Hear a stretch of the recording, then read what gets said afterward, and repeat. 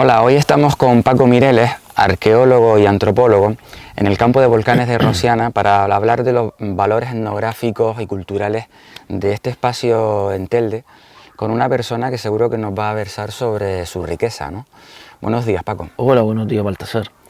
En primer lugar, me gustaría que con este fondo que tenemos detrás de nosotros y en el lugar que nos encontramos, nos dijeses la ubicación, ¿dónde nos encontramos realmente? Nos encontramos en la zona del campo de volcanes de Rosiana, ¿no? En los límites ya del municipio de Telde con el de Ingenio, en las zonas altas del municipio de Telde.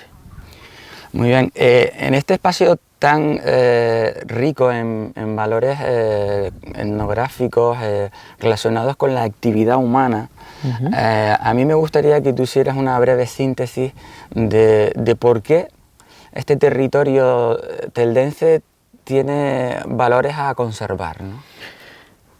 Principalmente por la riqueza paisajística, tú lo has dicho, ¿no? Valores desde el punto de vista etnográfico, culturales, arqueológicos, agrícolas, ¿vale? Fue una zona que yo creo que tras la conquista, los repartimientos de agua y de tierra entró este espacio, pero al no ser una zona de cultivo, de regadío, sino ser una zona de secano, permaneció como fosilizada. Y hecho es lo que vemos hoy en día, es un paisaje que si te atrapa por algo es porque en muchos aspectos mantiene unas características del pasado. No ha crecido urbanísticamente, no ha crecido en la zona de desarrollo más de poblaciones locales y agrícolas con regadío, y han permanecido, yo creo que en zonas de medianas y grandes propiedades de familias que lo conservaron, lo mantuvieron en uso, eso hasta los años 50, 60, 70,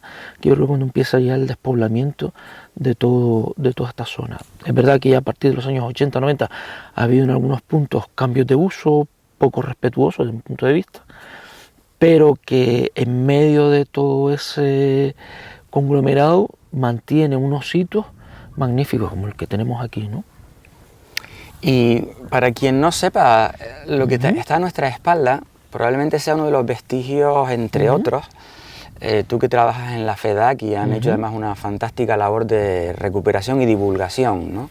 Para la ciudadanía. El caso, por ejemplo, de las rutas etnográficas en este entorno, en otros sitios de Gran Canaria también.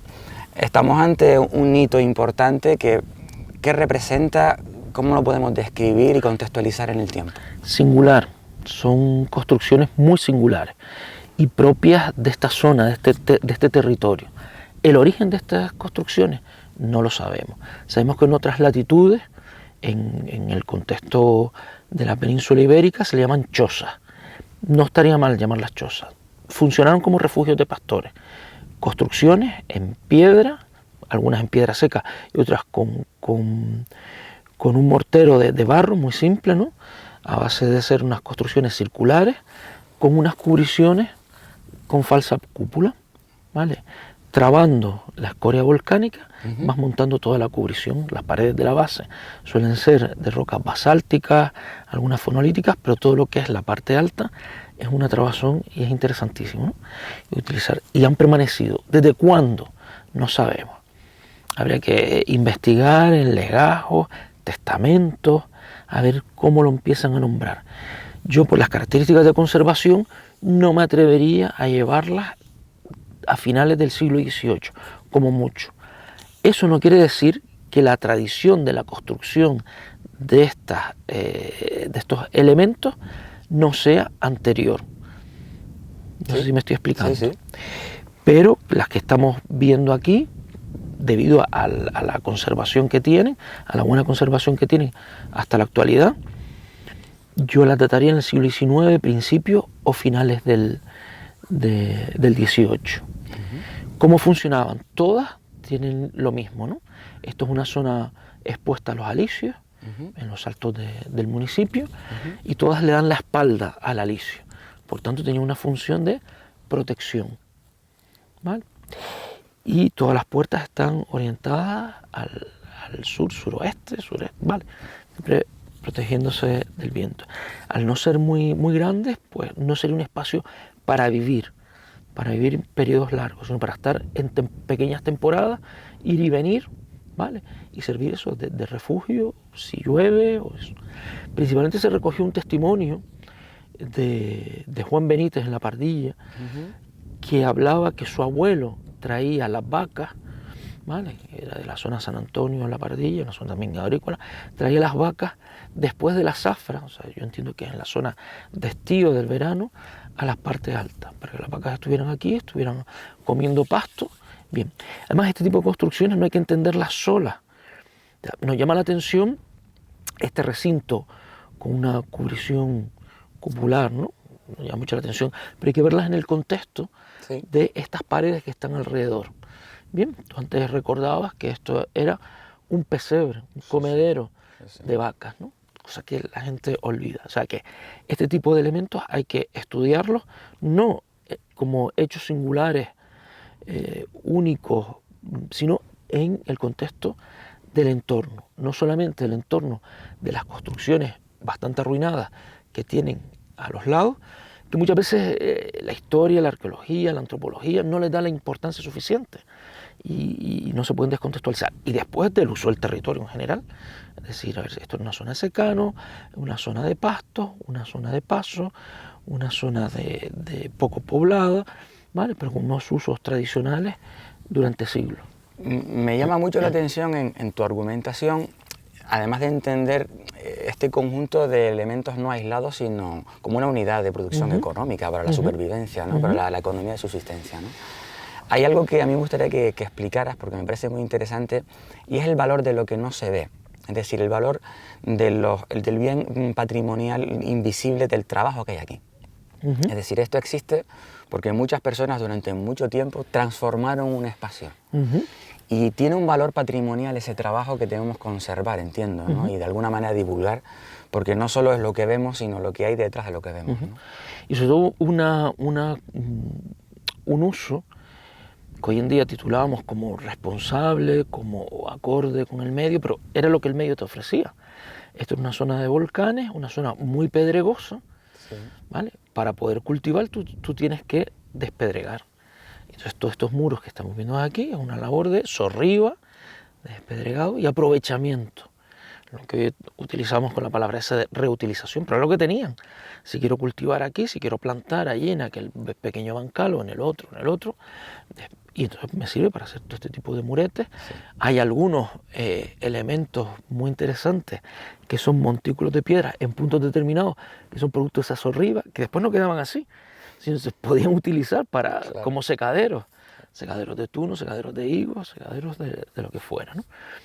Y lo interesante es que al utilizar los materiales que te ofrece el medio, están en perfecta armonía con el entorno. ¿De acuerdo? Fue un espacio que utiliza además lo alejado que está, ¿no? De las zonas más pobladas, traer materiales sería muy difícil. Ya. Además de esto, a mí me gustaría que hablásemos de algo muy importante, y ahora en el futuro, ¿qué vamos a hacer con este espacio natural? Es decir, ¿cómo podemos divulgar de manera respetuosa sin que se deteriore, de manera que podemos conservarlo a las generaciones futuras, pero sin transformarlo? ¿Cómo podríamos hacer esto, ¿no? Primero hay que declararlo como espacio natural protegido, con un valor importante. Segundo, un plan de uso gestión. Tercero, la concienciación, importantísima, ¿no? O sea, yo creo que estos vídeos, si algo tienen, no solamente para difundir, divulgar, sino también concienciar de este tipo de espacios, ¿no? A los vecinos que siguen viviendo aquí o que tienen una segunda residencia o una primera residencia o que vienen los fines de semana, o no, de que ese crecimiento, esas transformaciones que hagan de sus propiedades sean acorde un poco a esta evolución de este paisaje, ¿no? Que sea respetuoso, ¿no? Lo primero. Y segundo, cualquier visitante que haya aquí, ¿vale? Que venga, tiene que saber que primero echar por los caminos, no salirse de los caminos, lo de la basura es básico, incluso algunos usos, ¿vale? Llamemos deportivos y demás, que son muy agresivos a lo mejor con determinadas veredas tradicionales, con caminos muy estrechos, ¿no? Estoy hablando a lo mejor de motos, de de temas de bicicletas. Es decir, pues vamos a saber, no hay que prohibir nada, ¿no? Sino vamos a establecer qué caminos son los idóneos. Y después un mantenimiento, ¿no? O sea, un espacio protegido tiene que tener un mantenimiento.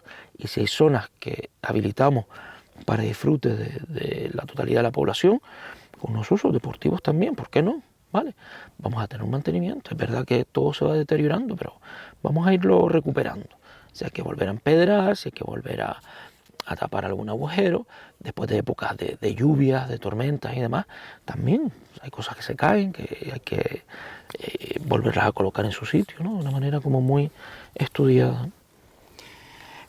Por ir terminando, a mí me gustaría que tú, en este sitio tan especial para las personas que les gusta, como tú, ¿no? La antropología, la arqueología y demás, leyeses un texto que venga a colación con lo que hemos venido hablando, ¿no? Y que un poco fuera reflejo del valor que lo tiene, ¿no? Tanto inmaterial como material. Como material, ¿no? Yo traje este libro de Yuri Millares y de Tato González, ¿no? Los últimos trashumantes de Canarias. Me parece que Yuri Millares ha hecho una labor magnífica de investigación, de recuperación, de estar en contacto con todo este grupo de personas. Esta es una zona de paso del pastoreo, ¿no? Sí. Y voy a leer un pequeño texto que él lo tiene en la página 15 de este libro. Dice: el problema al que se enfrentan todavía hoy los trashumantes canarios, cuyo último reducto está ubicado prácticamente en el norte de Gran Canaria, es que esa expulsión de su presencia en espacios naturales protegidos sigue vigente, aunque con algunas grietas de su aplicación. Desde la administración pública se le sigue viendo como una amenaza que perjudica a la flora autóctona, cuando en otros países europeos, por ejemplo Francia, me dice el amigo y maestro quesero Isidoro Jiménez, se les paga para que pasten en espacios naturales, porque al comer limpian el monte de su peor enemigo, el incendio forestal, que corre muchísimo más rápido si a ras del suelo tiene que alimentarse, y no es la única razón.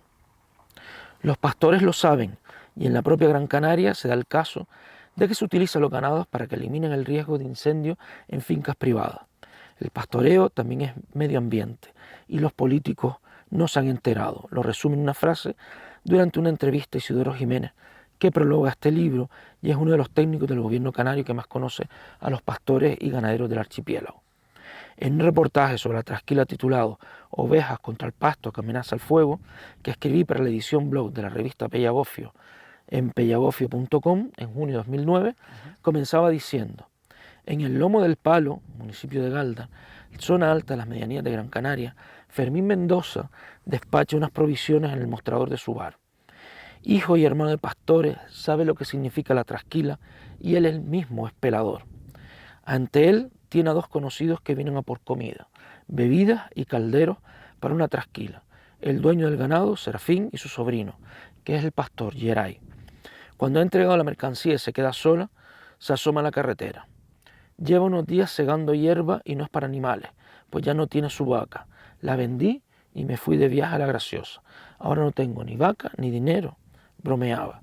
Pero aún así ciega y elimina el pasto que rodea su huerto de papas y la casa y el bar.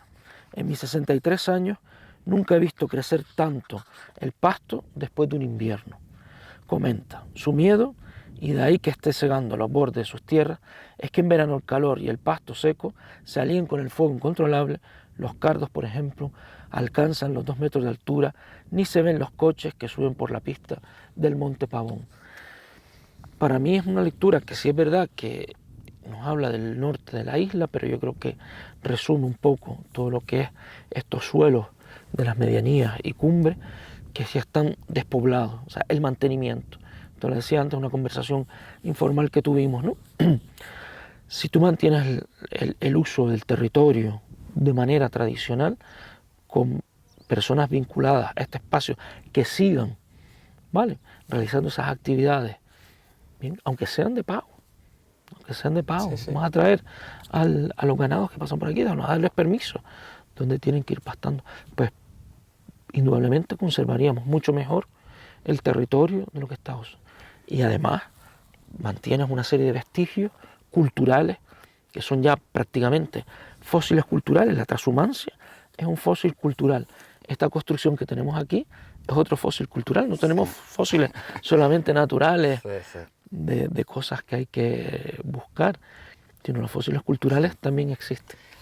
Bueno, yo creo, Paco, que has hecho un muy buen resumen del contexto en el que estamos, ¿no? Tanto a nivel cultural, ¿no? Como también entender el patrimonio que esconde este sitio, que no, si no te lo explica alguien como tú, igual no se ve, pero que sí que existe y sería bueno que existiera a lo largo del tiempo, ¿no? Las cosas no se conservan solas, hay que pensar en el futuro qué hacer con el campo de volcanes de Rosiana para que siga siendo lo que fue. Y con esto terminamos una entrevista en agradecimiento también a Paco Mireles por su colaboración.